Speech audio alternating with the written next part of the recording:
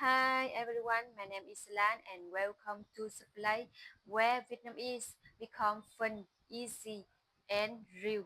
Today, let's fix a mistake almost every learn mess. Let's get started. The three Vietnamese words sound almost same, but mean totally different thing. Let's go. Được mean to be allowed to. Rượu mean alcohol. Dược mean medicine. Number one, I'm allowed to go out today. Mean tôi được đi chơi. I drink alcohol. Tôi uống rượu.